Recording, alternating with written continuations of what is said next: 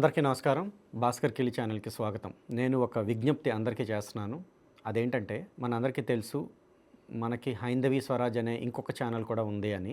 ఆ ఛానల్‌కి exclusive content అనేది నేను ఇవ్వడానికి ప్రయత్నం చేస్తాను. ముఖ్యంగా నేను రిక్వెస్ట్ చేసేది ఏంటి అంటే దయచేసి ఆ ఛానల్‌ని మీరంతా కూడా సబ్స్క్రైబ్ చేసుకోండి. ఆ తర్వాత ఎక్స్‌క్లూజివ్ కంటెంట్‌తో ఆ ఛానల్‌లో నేను మీ ముందుకొస్తాను.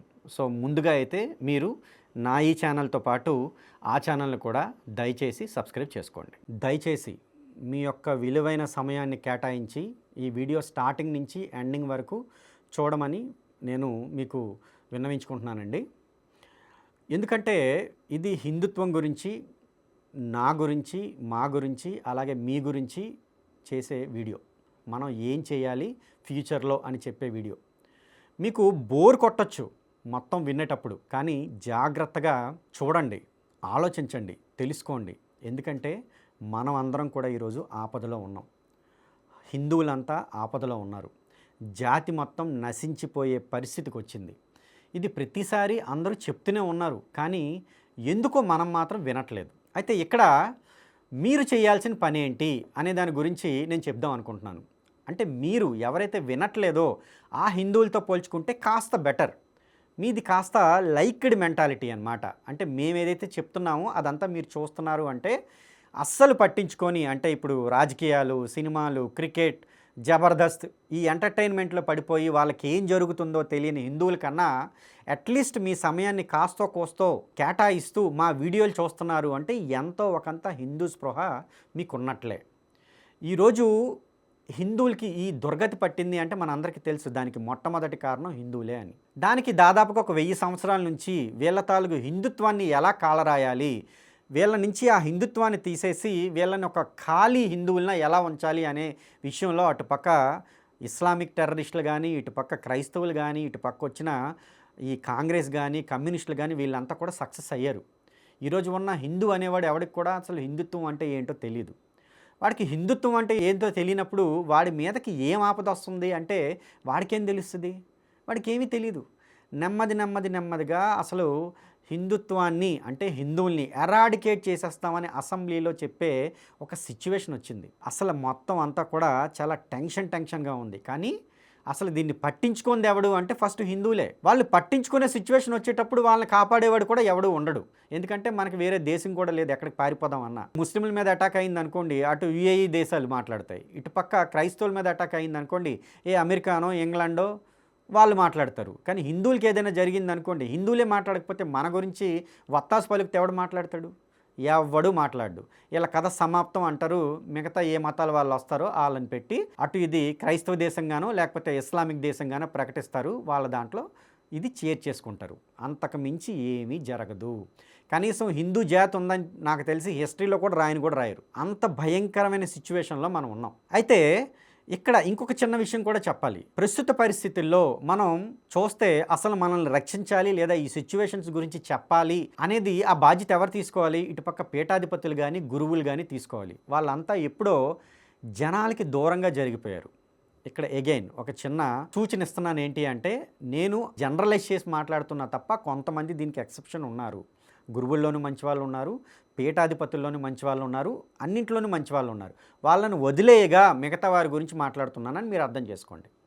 చాలా వరకు మనకు చెప్పాల్సిన వాళ్ళు ఏం చేశారు? చాలా దూరం వెళ్ళిపోయారు. వాళ్ళు పీఠాలు కట్టించేసుకున్నారు, పీఠాధిపతులు అయిపోయారు. ఒక సాంప్రదాయం వాళ్ళు ఇంకొక సాంప్రదాయంతో గొడవ పెట్టుకోవడానికి వాళ్ళకి టైం సరిపోవట్లే. వాళ్ళ ఇగోలు, వాళ్ళ యాశాలు, ఎప్పుడు వాళ్ళ గొడవ వాళ్ళదే తప్ప ఇటు హిందువులు ఏమవుతున్నారు అనే బాధలకి ఇంచు మాత్రం కూడా లేదు. పైగా ఇతర మతాల దేవుళ్ళని కానీ, ఇతర మతాల ప్రవక్తలను కానీ పొగడ్డంలో, లేకపోతే ఇప్పుడు సాయిబాబాని పొగడ్డంలో అందరూ ఒకటైపోతారు. ఈ విషయంలో వీళ్ళకి అసలు వీళ్ళ తాలూకు సాంప్రదాయాలు కూడా గుర్తురావు. ఇప్పుడు మన దాంట్లోనే ఉన్న శివుణ్ణో, విష్ణువునో, లేకపోతే అమ్మవారినో, లేకపోతే మిగతా దేవుళ్ళనో మొక్కోమంటే ఇలా సాంప్రదాయాలు అడ్డు.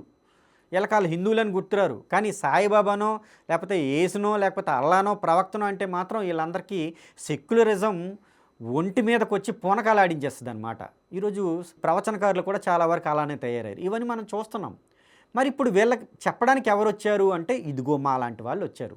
రావాల్సిన అవసరం ఏంటి అంటే ఈ గురువులు, లేకపోతే ఈ ప్రవచనకారులు, లేకపోతే ఈ పీఠాధిపతులు వీళ్ళంతా చాలా దూరం అయిపోయారు కనుక, జనాలకి దూరంగా ఉన్నారు కనుక, ఏదో ఒకటి అట్లీస్ట్ మన వాళ్ళకి తెలియజెప్పాలని మాలాంటి వాళ్ళు తయారయ్యారు. ఇది కలికాలంలో జరిగిన ఒక పెద్ద మార్పు అనమాట. అంటే మన హిందూ మతంలోనే జరిగిన ఒక పెద్ద మార్పు. ఇంతవరకు సాంప్రదాయబద్ధంగా వెళ్ళేవాళ్ళు, కానీ ఈ కలికాలంలో ఎలా అయినా మన వాళ్ళని రక్షించుకోవాలి. ఇందులో కాస్తో కోస్తో అంటే ఇప్పుడు ఈ ప్రవచనకారులు, ఈ పీఠాధిపతులంతా శాస్త్రజ్ఞానం లేకపోయినా ఎంతో ఒకంత ఉన్నా హిందువుల్ని రక్షించుకోవాలన్న కోరిక అయితే మాత్రం వాళ్ళకన్నా 1000 రెట్లు 1,00,000 రెట్లు అధికంగా ఉంది. ఇప్పుడు అది మనకు కావాల్సింది. మనం స్పిరిచువల్గా ఇండివిజువల్గా ఎదగడానికి ఆ పీఠాధిపతులు కానీ ప్రవచనకారులు కానీ సరిపోతారు. కానీ మనం ఏవైతే ఇతర మతాల వాళ్ళు మనల్ని దాడి చేస్తున్నప్పుడు మనం ఎలా ముందుకెళ్ళాలి అన్న దగ్గర వాళ్ళ తాలూకు సూచనలు కరువవుతున్నాయి. కనుక మాలాంటి వాళ్ళు ఈరోజు వచ్చారు. మేమంతా కూడా ఫస్ట్ జనరేషన్లో ఉన్నాం. మా తర్వాత కూడా ఇక మీదట ఇంకా అనేక మార్పులు చేర్పులతో నెక్స్ట్ జనరేషన్స్ కూడా వస్తాయి. వాళ్ళు ఖచ్చితంగా హిందుత్వం మీద పోరాడతారు, పోరాడాలి. అంటే హిందుత్వం మీద అంటే హిందుత్వాన్ని రక్షించే విషయంలో నెమ్మదిగా ఈ గురువులు కానీ పీఠాధిపతులు కానీ లేకపోతే ప్రవచనకారులు కానీ దూరం జరిగిపోతారు. నేను ఇది మీకు రాసిస్తున్నాను, ఇది ఫ్యూచర్లో జరిగే విషయం. ఇది ఒకటి. ఇది చాలా వరకు చాలామందికి తెలుసు. కానీ ఇప్పుడు ఈ వీడియోస్ చూస్తున్న వాళ్ళు ఎవరైతే ఉన్నారో వాళ్ళకి నేను చెప్పేది చాలా చాలా చాలా జాగ్రత్తగా వినండి. ఇది చాలా ఇంపార్టెంట్. వాళ్ళంతా ఏం చేయాలి? ఫస్ట్ ఈ వీడియోస్ అనేవి ఎంటర్టైన్మెంట్ కోసం కాదు. ఇవి ఎంతో రీసెర్చ్ చేసి మన హిందుత్వాన్ని రక్షించుకోవాలి అనే ఒక బాధ్యతతో చేసే వీడియోస్. వీటిని మీరు చూస్తున్నారు, అవి సీరియస్గా తీసుకోండి. సీరియస్గా తీసుకొని మీరు ఏం చేయాలంటే think think think, talk talk talk. Morning లేచిన దగ్గర నుంచి నైట్ మళ్ళీ పడుకునేంత వరకు దీని గురించే థింక్ చేయండి.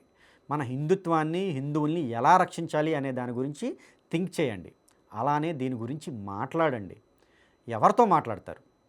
మీ పిల్లలతో మాట్లాడండి, మీ భార్యతో మాట్లాడండి, మీ పేరెంట్స్తో మాట్లాడండి, మీ ఫ్రెండ్స్తో మాట్లాడండి, మీకు తెలిసిన వాళ్ళతో మాట్లాడండి, మీకు తెలియని వాళ్ళతో మాట్లాడండి. ఎవరితోనైనా మాట్లాడండి. ఎవరు ఏమనుకున్నా కూడా ఎటువంటి సిగ్గు కూడా పడద్దు. మీరు అలా మాట్లాడిన తర్వాత మొదట్లో మిమ్మల్ని ఏంట్రా వీళ్ళంతా పిచ్చోళ్ళు అని అనుకోవచ్చు. కానీ నిజం చెప్తున్నాను, తర్వాత మిమ్మల్ని వాళ్ళంతా కూడా ఆపద్బాంధవుల కింద ట్రీట్ చేస్తారు. ఎందుకంటే నేను కూడా ఆ స్టేజ్ నుంచి వచ్చిన వాడినే. స్టార్టింగ్ నేను ఇవన్నీ మాట్లాడితే మిగతా వాళ్ళంతా కూడా నన్ను కూడా పిచ్చోడుగానే చూశారు. కానీ ఇప్పుడు అదే ఫ్రెండ్స్ వీడు మా ఫ్రెండ్ రా అని చెప్పుకునేంతవరకు వాళ్ళు ప్రౌడ్గా ఫీల్ అయ్యే స్టేజ్కి వెళ్ళాను. అలానే మీరు కూడా ఖచ్చితంగా వెళ్తారు. మీ తాలూకు వాళ్ళని రక్షించుకునే క్రమంలో వాళ్ళకి జ్ఞానం లేదు కనుక, మీకు జ్ఞానం ఉంది కనుక మీరేం చేయాలంటే దీని గురించి ఆలోచించాలి, అలాగే మాట్లాడాలి. అంతేకాకుండా దీంట్లో భాగంగానే మా వీడియోస్ని కూడా వీలైనంత వరకు షేర్ చేయండి. అవతల వాళ్ళకి చూడమని చెప్పండి. చూసిన తర్వాత వాళ్ళ అభిప్రాయాన్ని కనుక్కోండి. ఆ తర్వాత దాని మీద డిస్కషన్స్ పెట్టండి.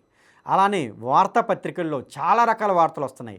మనం వాటిని పట్టించుకోవట్లేదు. వాటి మీద కూడా డిస్కషన్స్ జరగాలి.